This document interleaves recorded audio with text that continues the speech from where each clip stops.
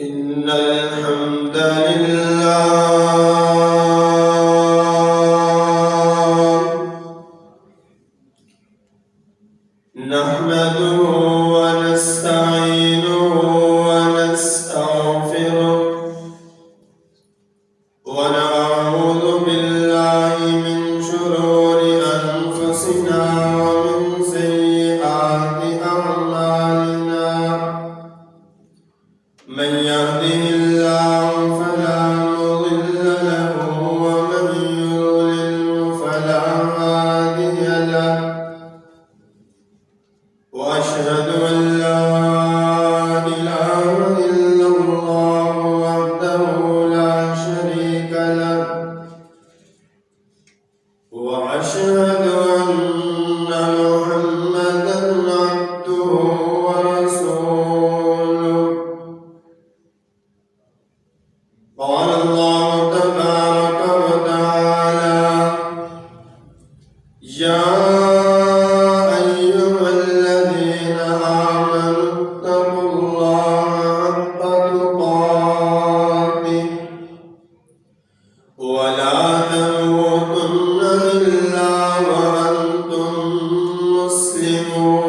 مسلمون يا أيها الناس اتقوا ربكم الذي خلقكم من نفس واحدة وخلق منها زوجها وبث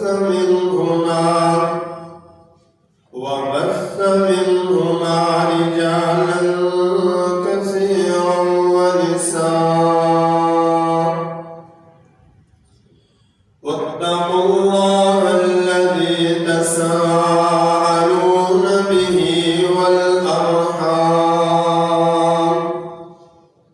إن الله كان عليكم رقيبا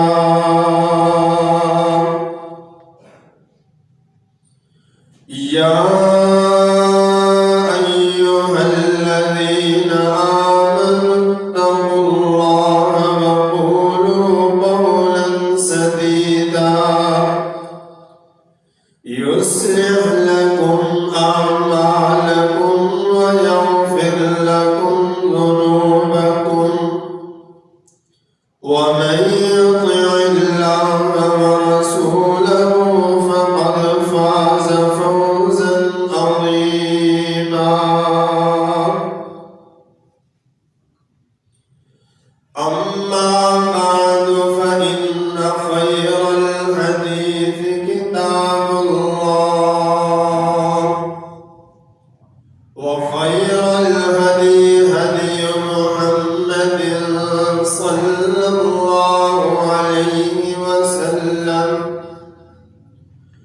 وشر الأمور محدثاتها وكل محدثة بدعة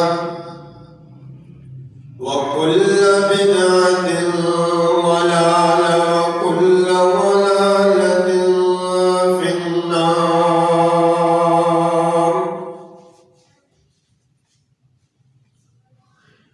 اللهم صل على محمد وعلى آل محمد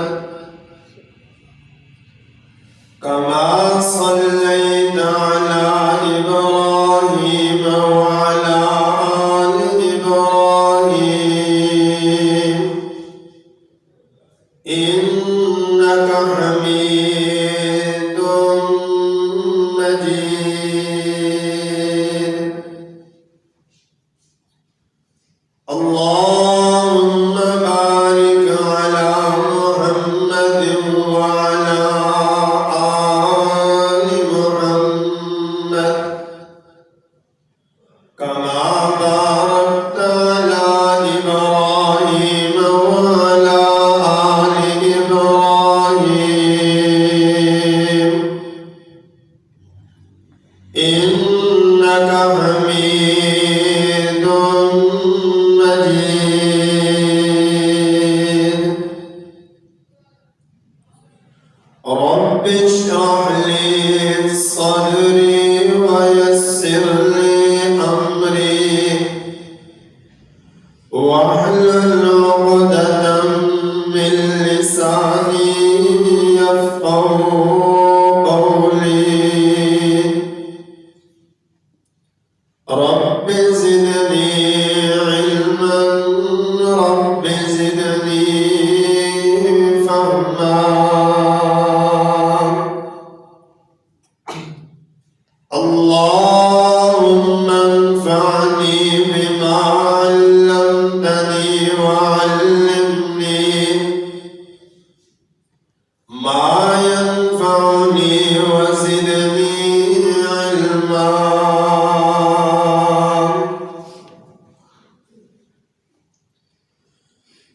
أعوذ بالله العظيم وبوجهه الكريم وسلطانه القديم من الشيطان الرجيم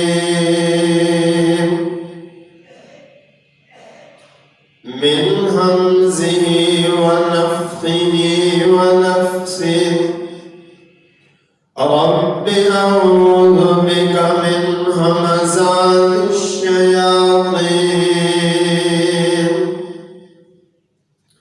وأعوذ بك رب أن يحضرون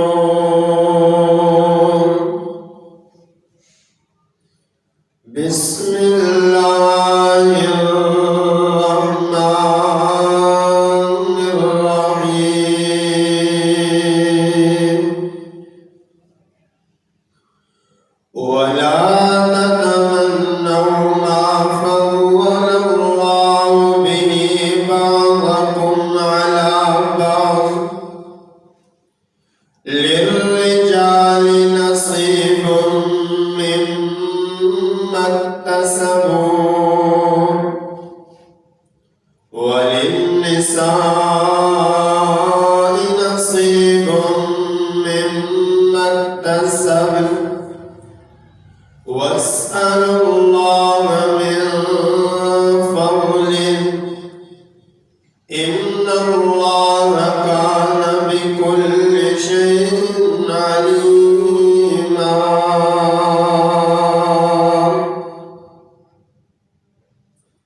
سبحان ربك رب العزة عما يصفون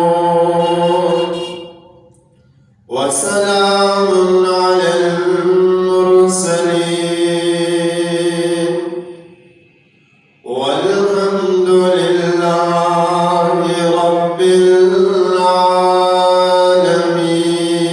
العالمين.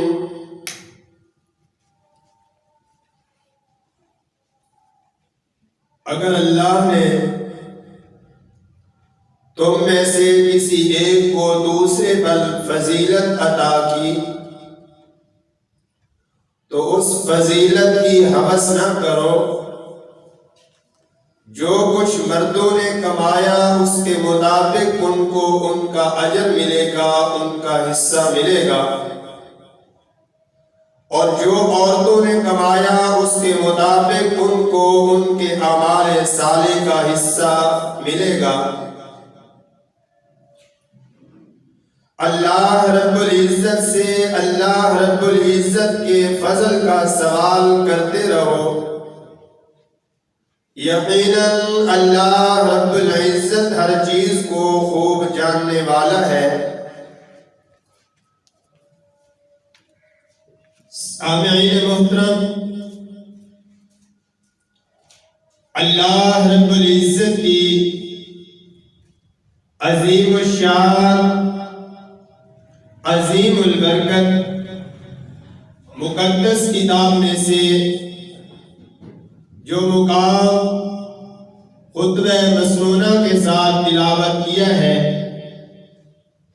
اس مقام کا آپ احباب نے ترجمہ سماعت کر لیا ہے.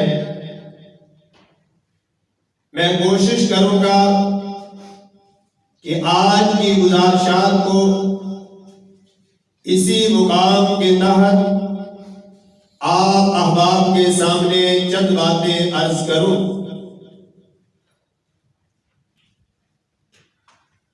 انسان دنیا کے اندر آیا ہے، اللہ رب العزت نے ہر انسان کی ضرورت کو پورا فرما دیا۔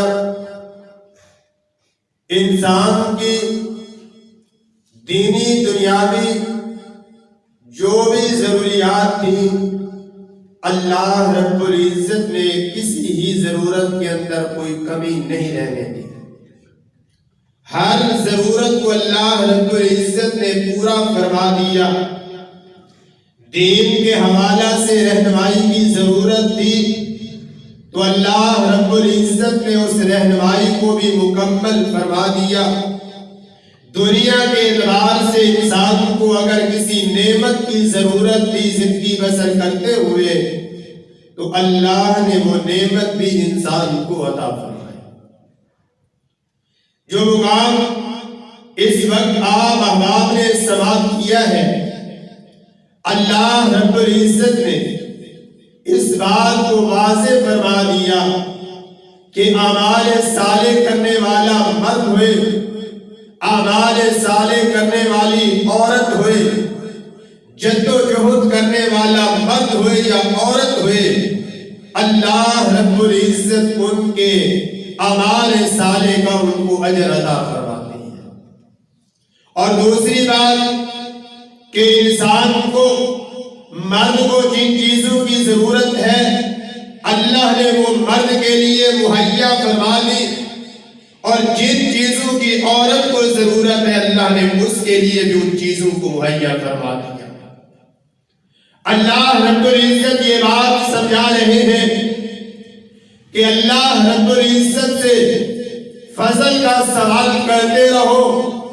اگر کسی کے پاس اپنے سے زیادہ نعمت دیکھتے ہو تو اس نعمت کا اپنے اندر حسد نہ پیدا کرو، ہوس نہ پیدا کرو، بلکہ وہ نعمت اپنے اللہ کے فضل سے مانگتے رہو، اللہ رب العزت سے سوال کرتے رہو، اللہ تمہیں بھی وہ نعمت عطا فرما دے گا۔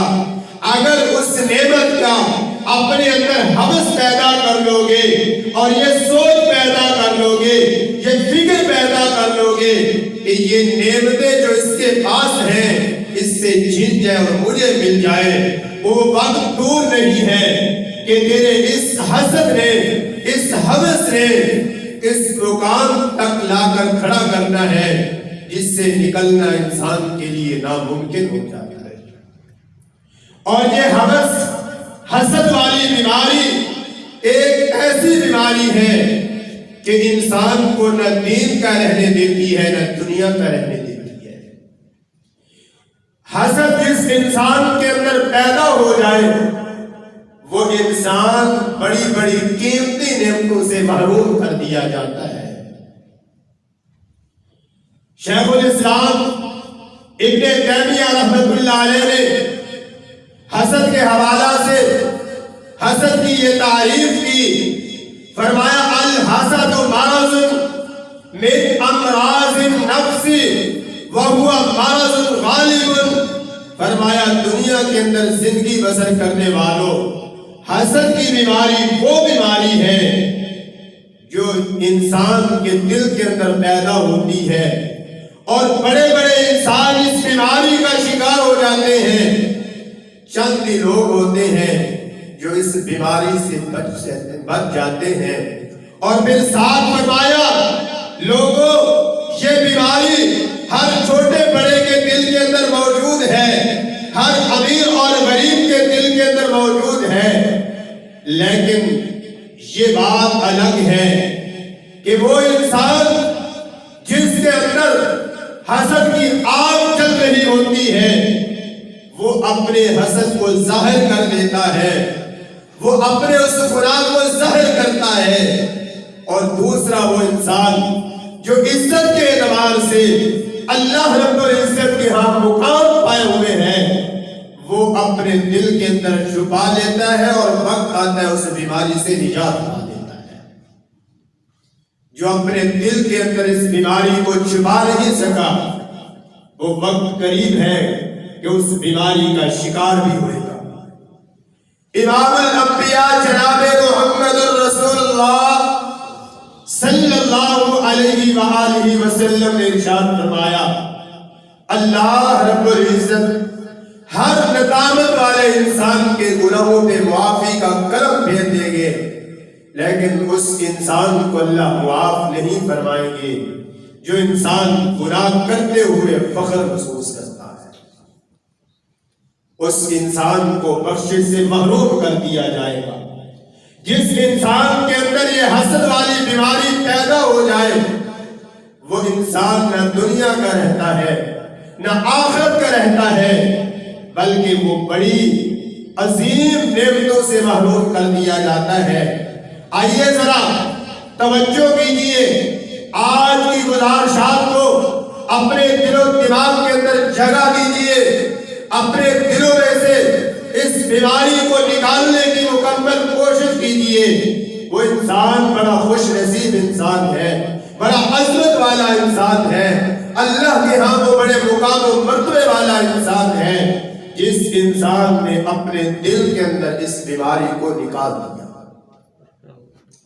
اور عرش والا رب قرآن کے اندر اس بات کو بیان فرما رہا ہے، فرمایا ام یحسدون الناس علی ما آتاهم اللہ من فضلہ فقد آتینا ابراہیم الکتاب والحکمہ فقد آتینا آل ابراہیم الکتاب والحکمہ وآتیناہم ملکا عظیما۔ فرمایا دنیا کے اندر زندگی بسر کرنے والوں، ایک دوسرے پر حسد نہ کرو۔ اللہ رب العزت نے جو کچھ کسی کو عطا کر دیا وہ اس کا مقدر، اس کا نصیب اسے مل چکا۔ اگر حسد کی طرف آؤ گے تو نقصان یہ ہوئے گا، جو نعمتیں اللہ نے تمہیں عطا فرمائی ہیں ان نعمتوں سے بھی محروم کر دیے جاؤ گے، اور اللہ کے دین سے بھی محروم ہو جاؤ گے، دین حق سے بھی محروم ہو جاؤ گے، آخرت میں اللہ کی جنت سے بھی محروم کر دیے جاؤ گے۔ آئیے ذرا دیکھتے ہیں، اللہ نے قرآن میں یہودیوں کا تذکرہ کیا، اہل کتاب کا تذکرہ کیا، وہ اگر دین اسلام سے محروم ہوئے ہیں، پاک پیغمبر جناب محمد رسول اللہ صلی اللہ علیہ وآلہ وسلم کی ذات پر ایمان نہیں لائے، تو ان کی بیماری یہ حسد والی بیماری تھی۔ قرآن نے اس بیماری کو بیان کیا، فرمایا وَدَّ كَثِيرٌ مِّنْ أَهْلِ الْكِتَابِ لَوْ يَرُدُّونَكُم مِّن بَعْدِ إِيمَانِكُمْ كُفَّارًا حَسَدًا مِّنْ عِندِ أَنفُسِهِمْ مِن بَعْدِ مَا تَبَيَّنَ لَهُمُ الْحَقُّ۔ اللہ رب العزت یہ بات واضح فرما رہے ہیں، فرمایا اہل کتاب میں سے اکثر لوگ یہ چاہتے ہیں کہ ان کو اس چیز کی یہ تمنا ہے، ان کے دلوں کے اندر جو حسد ہے، اس حسد والی آگ کے اندر جلتے ہوئے ان کی یہ تمنا، یہ آرزو، یہ خواہش ہے کہ ایمان والوں کو ایمان کے بعد کفر کے اندر لوٹا دیں۔ یہودی چاہتے ہیں، عیسائی چاہتے ہیں کہ مسلمان ایمان کی دولت سے محروم کر دیا جائے، اس لیے انہوں نے وہ انداز اختیار کیے ہیں جو مسلمان محسوس بھی نہیں کرتا اور ان اعمال کو کر بھی رہا ہے۔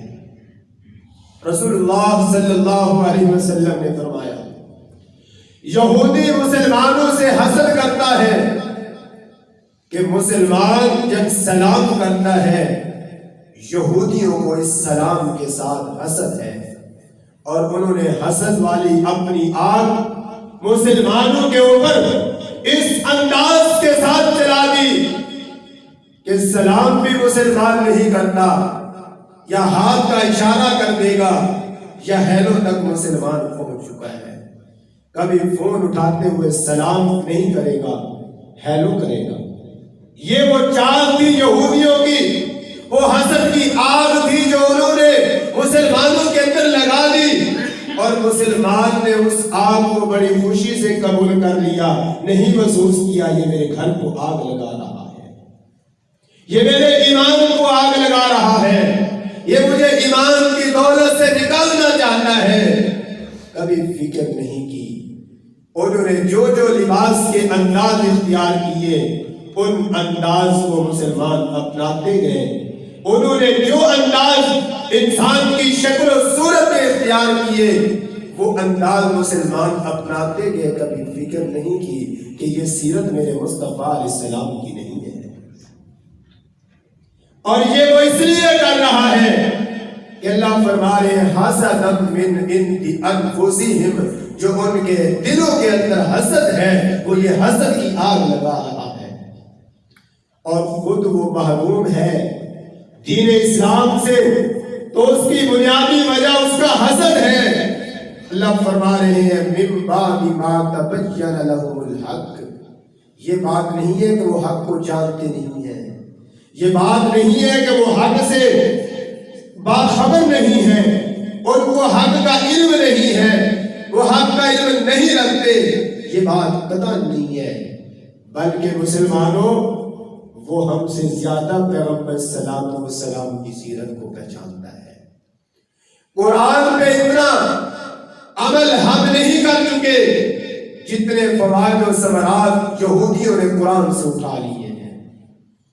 وہ قرآن کے ایک ایک مقام پہ ریسرچ کرتے ہوئے دنیا کی ترقی حاصل کر رہا ہے، اور ہم بدقسمتی سے ہمارے پاس قرآن موجود ہے، وہ ہم نے غلاف کے اندر لپیٹ کے اونچی جگہ پہ رکھ دیا ہے، نہ پڑھنے کا وقت ہے نہ اس کو سمجھنے کا وقت ہے۔ یہ انداز اس نے آگ لگا دی، ہم نے اس آگ کو قبول کر لیا، اور وہ خود ریسرچ شروع کر رہا ہے، وہ خود قرآن کے مقامات کے اوپر ریسرچ کرتا ہے۔ ہم نے غور و فکر کبھی نہیں کیا، قرآن کے اوپر ہم نے تدبر کبھی نہیں کیا، لیکن وہ دیکھتا ہے۔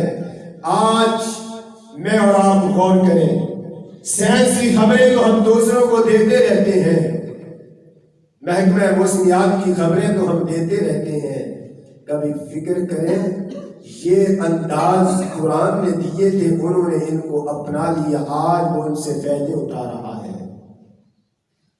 اللہ نے 18ویں پارے کے اندر تذکرہ کیا کہ بارش کے آنے سے پہلے ہم ہوائیں چلاتے ہیں، اور ان ہواؤں کے رخ سے ان بادلوں کو دھکیلتے ہیں، اور بادلوں کو ہوا دھکیل کر لے جاتی ہے۔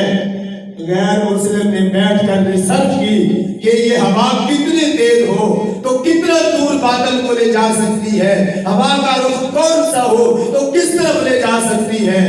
انہوں نے ان چیزوں پہ ریسرچ کی، ہم نے بیٹھ کر کبھی غور ہی نہیں کیا، فکر ہی نہیں کیا، ہمارا تو ایمان گرتا گیا، ہمارا یقین سارا اور محکمہ موسمیات کی باتوں کے اوپر آ گیا، کبھی قرآن پہ ایمان نہیں آیا۔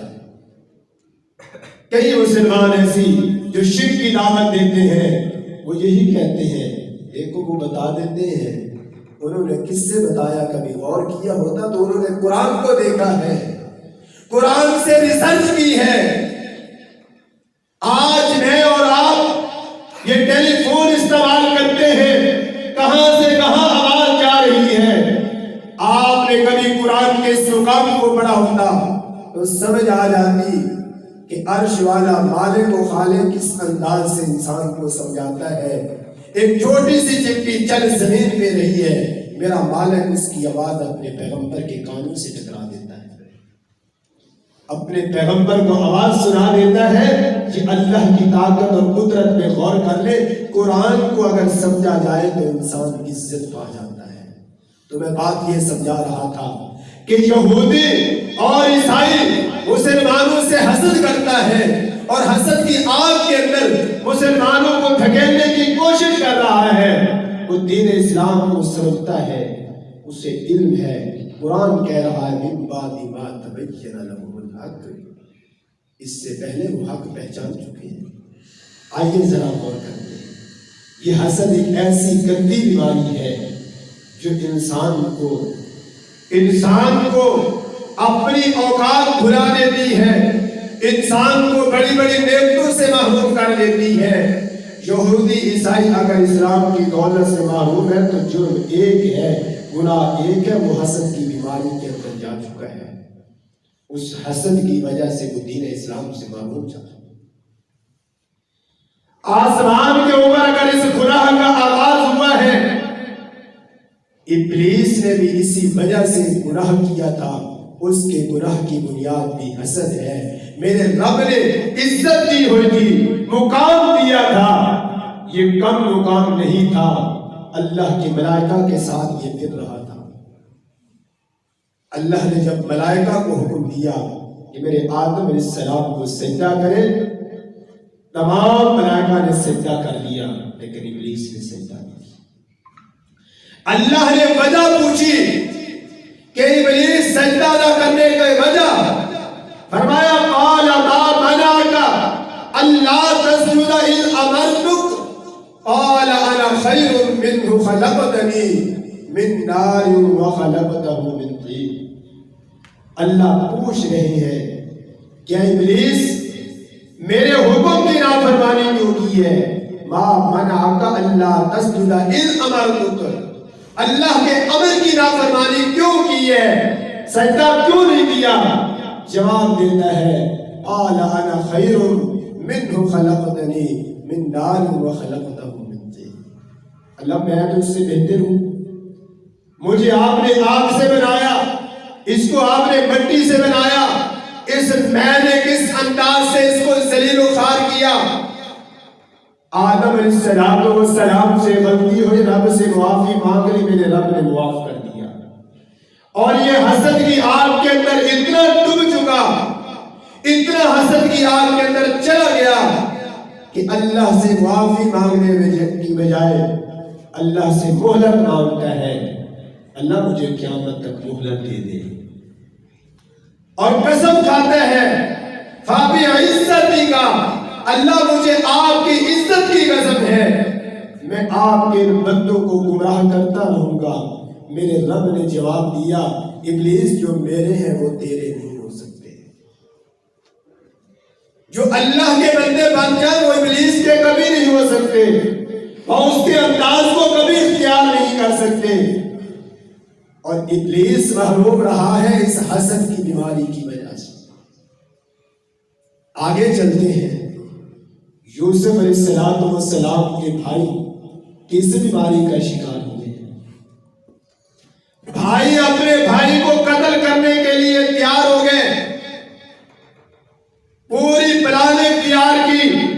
قرآن نے اس انداز کی گواہی دے دی، فرمایا اذ قالوا لیوسف واخوہ احب الی ابینا منا ونحن عصبہ ان ابانا لفی ضلال مبین اقتلوا یوسف او اطرحوه ارضا یخل لکم وجه ابیکم وَتَكُونُوا مِن بَعْدِهِ قَوْمًا صَالِحِينَ۔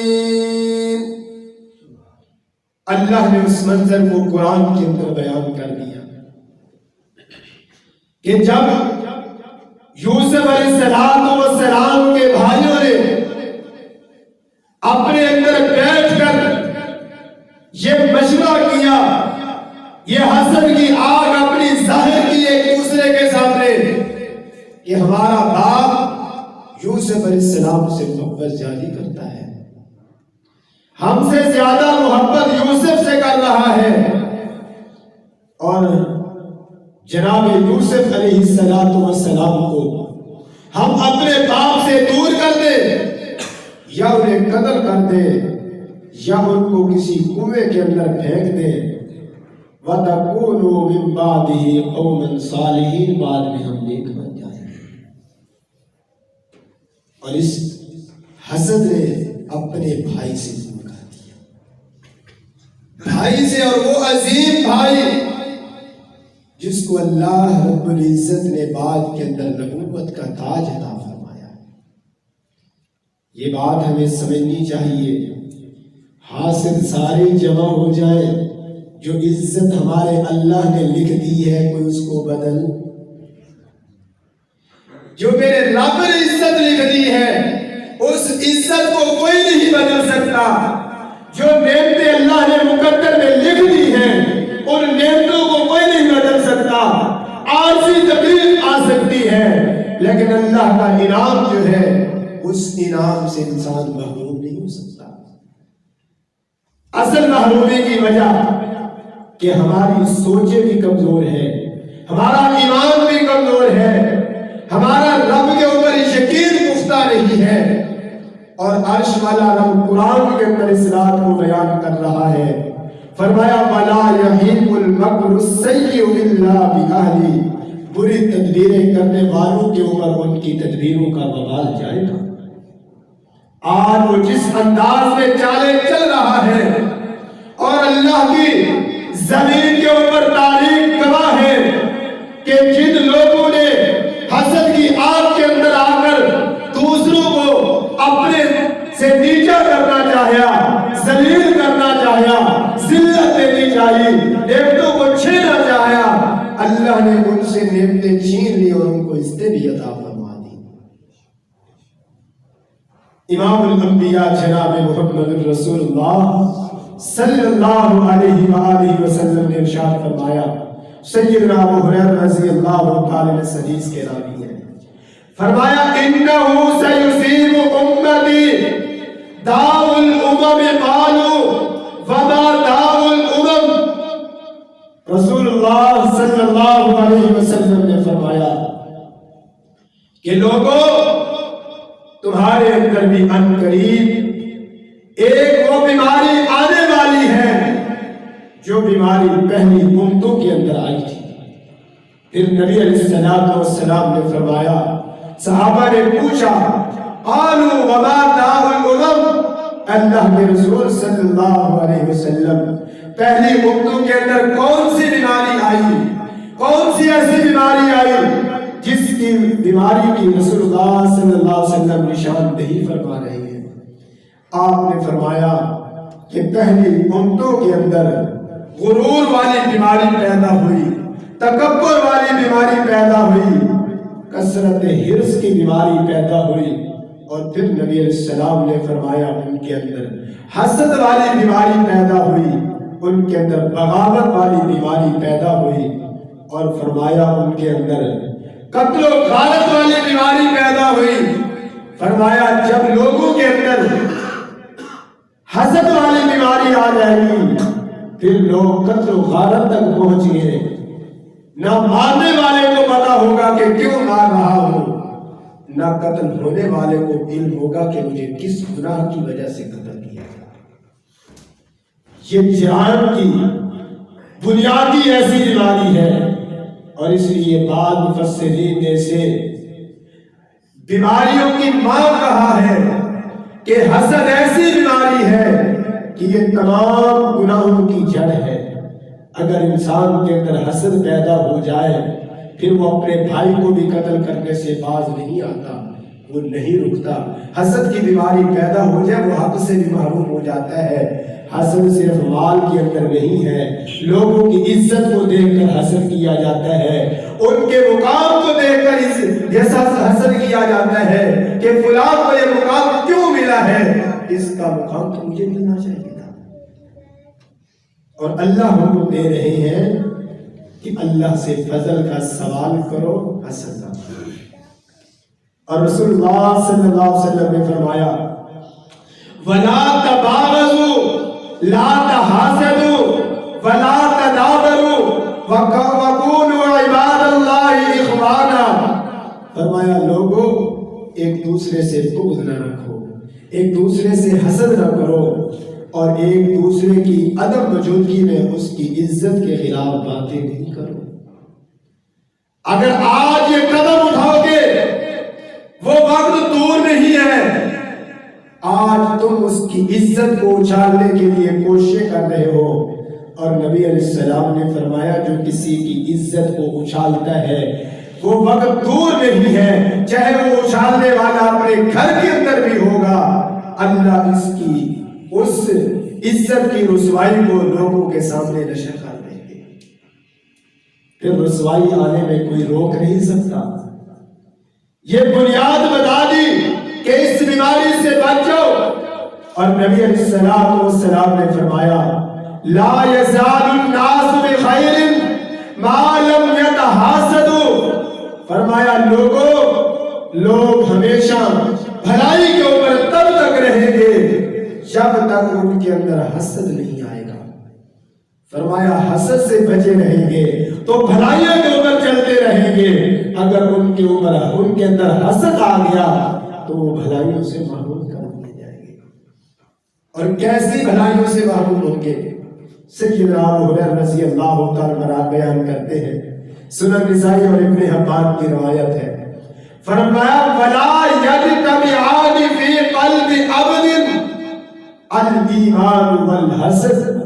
نبی علیہ السلام نے فرمایا لوگوں، ایک بندے کے دل کے اندر ایمان اور حسد جمع نہیں ہو سکتا۔ یعنی کہ یہ بات ہمیں سمجھا دی گئی کہ اگر دل میں حسد ہے تو پھر ایمان کی دولت سے محروم ہے۔ اللہ ہم سب کو حسد والی بیماری سے محفوظ فرما لے۔ جب انسان اپنے اللہ کی اطاعت کرتا، نعمتوں کے اوپر شکر ادا کرتا ہے، اپنے رب کا فضل جو اسے ملا ہے اس کے اوپر راضی ہے، اللہ کے فیصلوں کے اوپر راضی ہے، وہ انسان عزت پا جاتا ہے۔ اور جو حاسد انسان ہوتا ہے وہ وقت دور نہیں کہ اللہ دنیا کے اندر ہی انتقام لینا چاہے تو لے سکتے ہیں۔ اور خوش قسمت عزت والا انسان، بہترین اور افضل انسان جسے رسول اللہ صلی اللہ علیہ وسلم نے فرمایا، حضرت عبداللہ بن عمرو رضی اللہ تعالی بیان کرتے ہیں، نبی علیہ السلام سے سوال کیا، اللہ کے رسول صلی اللہ علیہ وسلم لوگوں میں افضل انسان کون ہے، بہترین انسان کون ہے، عزت والا انسان کون ہے؟ نبی علیہ السلام نے فرمایا کل مخموم القلب صدوق اللسان۔ نبی علیہ السلام نے فرمایا ہر مخموم القلب انسان اور صدوق اللسان انسان اللہ کے ہاں عزت والا ہے اور فضیلت والا ہے۔ قالوا صدوق اللسان نعرفه، صحابہ کرام رضوان اللہ اجمعین سوال کرتے ہیں اللہ کے رسول صلی اللہ علیہ وسلم، صدوق اللسان کو تو ہم جانتے ہیں، زبان کا سچا انسان جس کی زبان سے جھوٹ نہیں نکلتا، اس کو تو ہم پہچانتے ہیں کہ وہ زبان کا سچا انسان ہے۔ اللہ کے رسول صلی اللہ علیہ وسلم مخموم القلب کون ہے؟ نبی علیہ السلام نے فرمایا فما مخموم القلب قال ہوا اتق اللہ، فرمایا جو اللہ سے ڈرنے والا انسان ہے وہ مخموم القلب ہے۔ پھر نبی علیہ السلام نے آگے تعریف کی، فرمایا لا اسم فیہ ولا بغی ولا غل ولا حسد، فرمایا جس دل کے اندر ان بیماریوں کی جگہ نہیں ہے، جس انسان نے ان بیماریوں کو اپنے دل کے اندر جگہ نہیں دی، وہ انسان مخموم القلب ہے، وہ لوگوں میں افضل انسان ہے، لوگوں میں فضیلت والا انسان ہے، اللہ کے ہاں مقام و مرتبے والا انسان ہے۔ اور نبی علیہ السلام نے وہ گناہ گنا دیے، فرمایا پہلی بات وہ تقوی والا انسان، اللہ سے ڈرنے والا انسان ہے، صاف انسان ہے، دل کا صاف انسان ہے۔ پھر فرمایا کہ اس انسان کے دل کے اندر گناہ کی، بغاوت کی، خیانت کی، حسد کی جگہ نہیں ہے۔ اس انسان نے اپنے دل کے اندر گناہ کے جذبے کو نہیں آنے دیا، اس دل کے اندر گناہ کی نفرت ہے، گناہ کی محبت نہیں ہے۔ اس دل کے اندر خیانت کی محبت نہیں ہے، اس دل کے اندر حسد کی جگہ نہیں ہے۔ فرمایا جو دل ان بیماریوں سے بچا ہوا ہے وہ انسان اللہ کے ہاں ایک متقی انسان ہے اور رب کے ہاں بڑی اہمیت اور فضیلت والا انسان ہے۔ اللہ رب العزت سے دعا ہے کہ اللہ ہم سب کو ایسا انسان بنا دے۔ اللہ ہمارے دلوں کے اندر نیکی کا جذبہ اور نیکی کی محبت پیدا فرما دے۔ اللہ ہم آپ کی وسعت والی رحمت کے ذریعے، آپ کی عزت اور جلال کے ذریعے سوال کرتے ہیں، اللہ ہمارے دلوں کے اندر ہر قسم کے گناہ کی نفرت پیدا فرما دے۔ وہ انسان خوش قسمت انسان ہے جس انسان نے ان بیماریوں کو اپنے دل سے نکال دیا۔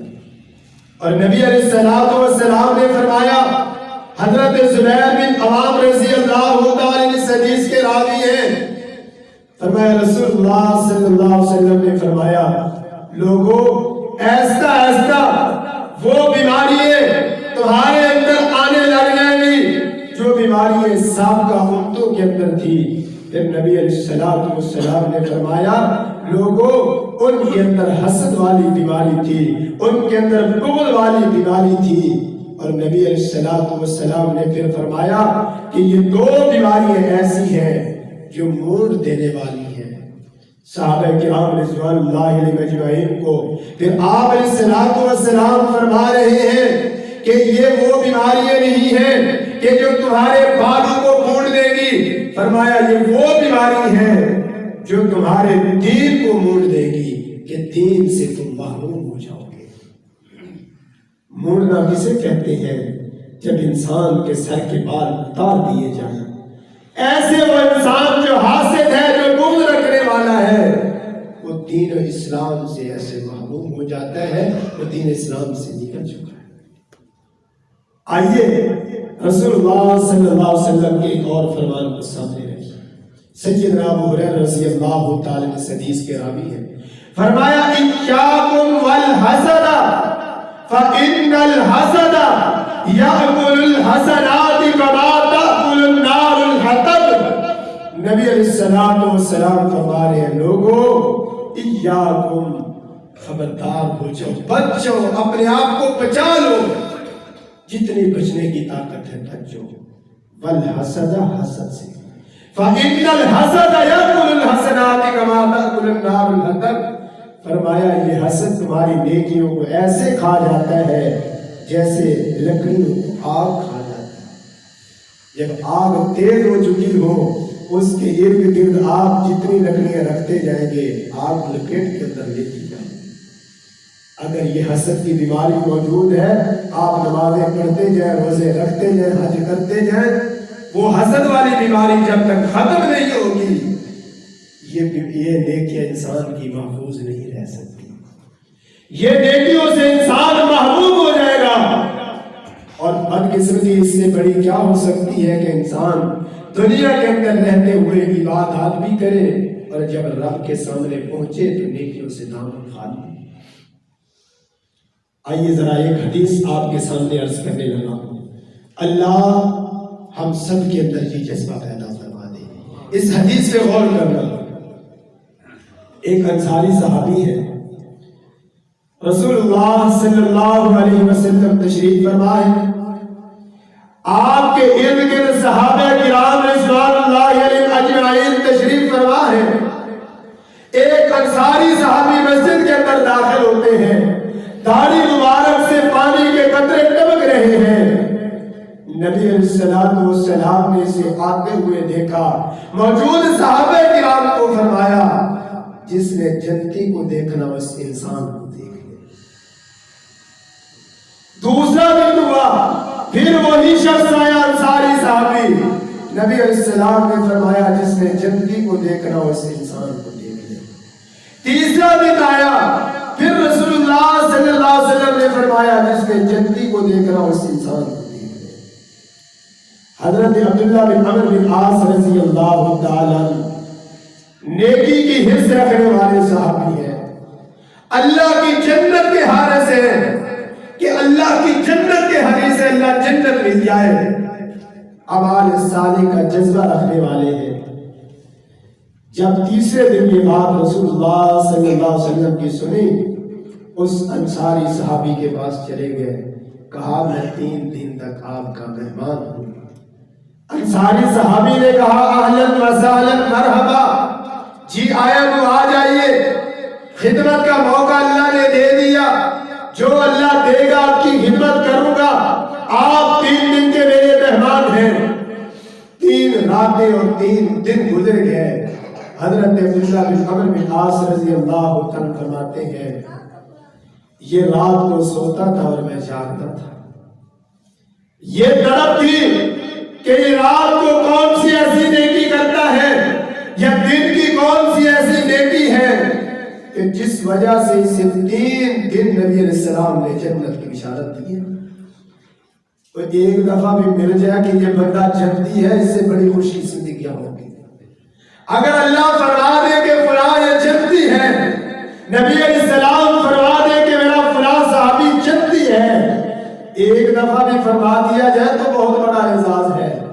یہ تو 3 دن نبی علیہ السلام نے بشارت دی اور اس نبوت والی زبان سے خوشخبری ملی ہے جس کے لیے اللہ قسمیں اٹھا کر فرما رہے ہیں وَالنَّجْمِ إِذَا هَوَىٰ مَا ضَلَّ صَاحِبُكُمْ وَمَا غَوَىٰ وَمَا يَنطِقُ عَنِ الْهَوَىٰ إِنْ هُوَ إِلَّا وَحْيٌ يُوحَىٰ۔ جو زبان رب کی وحی کے بغیر نہیں چلتی، نبوت والی زبان، رب کے حکم سے چلنے والی زبان سے 3 دن جنت کی بشارت مل چکی ہے۔ عبداللہ بن عمرو بن عاص رضی اللہ عنہ فرماتے ہیں میں نے 3 دن اور 3 راتیں اس کے ساتھ اس غرض سے گزاری کہ میں دیکھوں کون سی ایسی نیکی کرتا ہے، میں بھی وہ نیکی کر کے جنتی بن جاؤں، میں بھی وہ عمل اپنے اندر پیدا کروں۔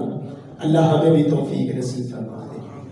3 دن گزرنے کے بعد اجازت چاہتے ہیں اور اجازت چاہتے ہوئے ایک بات کہتے ہیں اللہ کے بندے میں جس مقصد کے لیے آیا تھا میرا مقصد نہیں پورا ہوا۔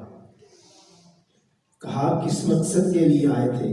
کہا شاید آپ کو علم ہو یا نہ ہو، نبی علیہ السلام نے آپ کو 3 دن جنت کی بشارت دی ہے، میں تو اس لیے آیا تھا، میں دیکھنا چاہتا تھا کون سی ایسی نیکی آپ کر رہے ہیں، وہ نیکی میں بھی اپنے اندر پیدا کر کے اللہ کی جنت کا میں بھی مہمان بن جاؤں۔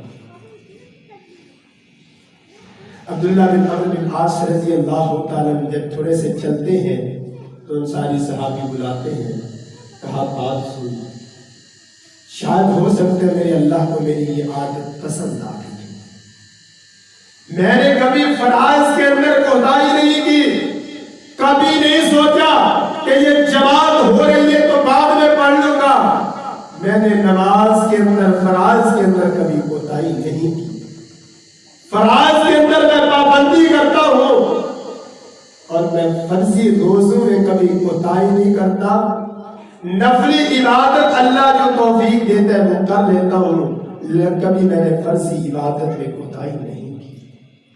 ہاں ایک بات آپ کو بتا دوں، جو میرا عمل ہے کہ اگر رات کو اپنے بستر پر آتا ہوں، سونے سے پہلے اپنے سینے پر ہاتھ پھیرتا ہوں اور اللہ سے یہ التجا کرتا ہوں، اللہ میں نے اپنے اس دل کے اندر کسی کے لیے نہ حسد کو جگہ دی ہے نہ بغض کو جگہ دی ہے، اللہ اگر کسی نے میرے اوپر زیادتی بھی کی میں آپ کی رضا کے لیے اس سے بھی معاف کرتا ہوں۔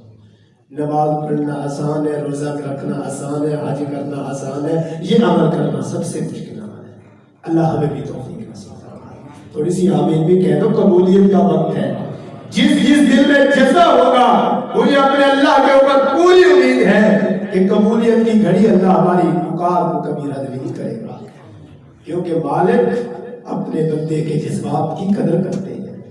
اللہ ہم سب کو یہ توفیق عطا فرمائے، ہم بھی رات کو جب بیٹھے تو مالک سے التجا کریں، اللہ ہمارے دلوں کے اندر نہ کسی کے لیے بغض کی جگہ ہے، نہ کسی کے لیے حسد کی جگہ ہے، نہ کسی کے لیے کینے کی جگہ ہے، آگے والا جو مرضی کرتا رہے، اللہ میں نے تو آپ کی رضا کے لیے اپنے دل کو صاف کر دیا ہے، پھر اذکار کی پابندی کیجئے، ہاتھ سے جو مرضی کرتا رہے، وقت آئے گا اللہ اسے رسوا کر کے دکھائے گا اور رسوائی دنیا دیکھے گی۔ تاریخ کے اندر یہ واقعہ مختلف کتب کے اندر موجود ہے۔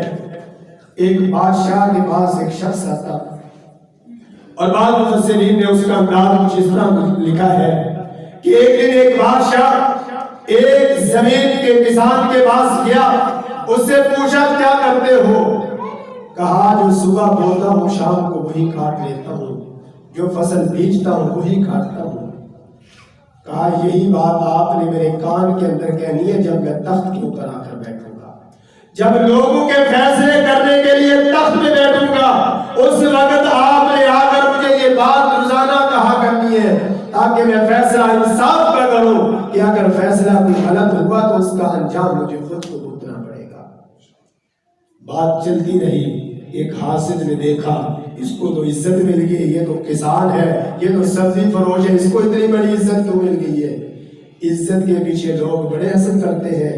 اللہ ہم سب کو حسد سے، ہر قسم بیماریوں سے محفوظ فرمائے۔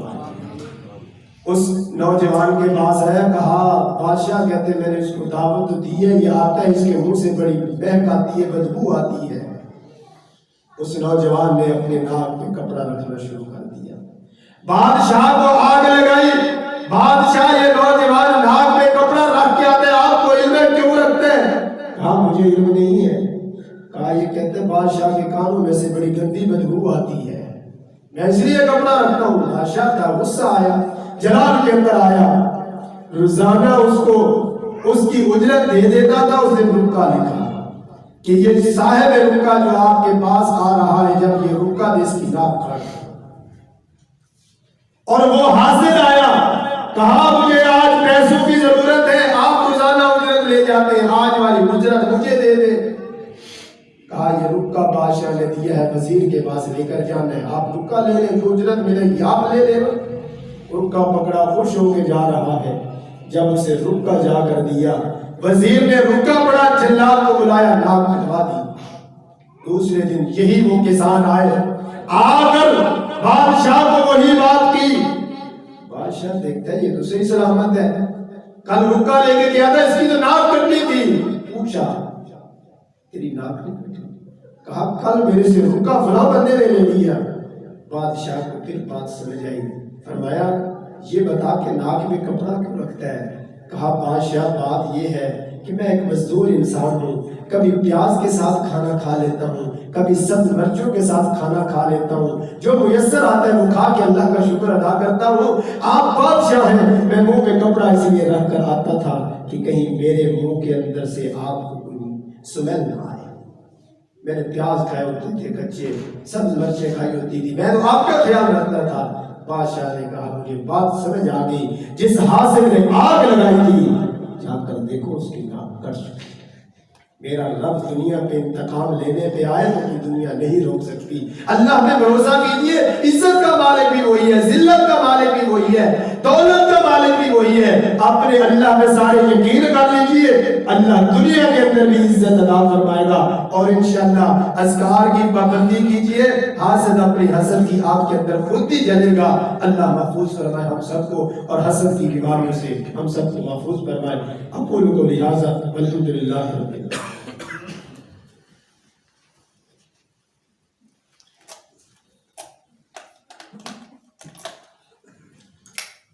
إن الحمد لله نحمده ونستعينه ونستغفره ونعوذ بالله من شرور أنفسنا ومن سيئات أعمالنا من يهده الله فلا مضل له ومن يضلل فلا هادي له وأشهد أن لا إله إلا الله وحده لا شريك له وأشهد أن محمدا عبده ورسوله أما بعد فإن خير الحديث كتاب الله وخير الهدي هدي محمد صلى الله عليه وسلم وشر الأمور محدثاتها وكل محدثة بدعة وكل بدعة ضلالة وكل ضلالة في النار. اللهم أعز الإسلام والمسلمين وأذل الشرك والمشركين ودمر أعداء الدين. اللهم انصر المسلمين في كل مكان، اللهم انصر المسلمين في كل مكان. اللهم اغفر لنا وللمسلمين المؤمنين والمؤمنات والمسلمين والمسلمات الأحياء منكم والأموات إنك سميع قريب مجيب الدعوات. سامعین محترم، ایک اعلان ہے. گزشتہ جمعۃ المبارک میں بھی آپ نے سماعت کیا تھا. 10 دسمبر کا جمعۃ المبارک کا خطبہ جامعہ مسجد محمدی پل والی جو نہر کے اوپر ہماری مسجد ہے، اس کے اندر فضیلت الشیخ استاد العلماء حضرت مولانا مصطفیٰ ظہیر امن پوری حافظہ اللہ تعالی جمعۃ المبارک کا خطبہ ارشاد فرمائیں گے. احباب سے گزارش ہے کہ ان کی علمی گفتگو سے فائدہ اٹھائیں، ضرور شرکت کریں. اللہ تعالیٰ ہمیں دین کی سمجھ نصیب فرمائے، دین و دنیا کی کامیابی نصیب فرمائے. اللہ ذلت اور رسوائی سے ہم سب کو محفوظ فرمائے. رب العالمین ہمیں مساجد کو آباد کرنے کی توفیق نصیب فرمائے اور اللہ ہماری دنیا آخرت بہتر بنائے. اقول قولی ھذا والحمد للہ رب العالمین.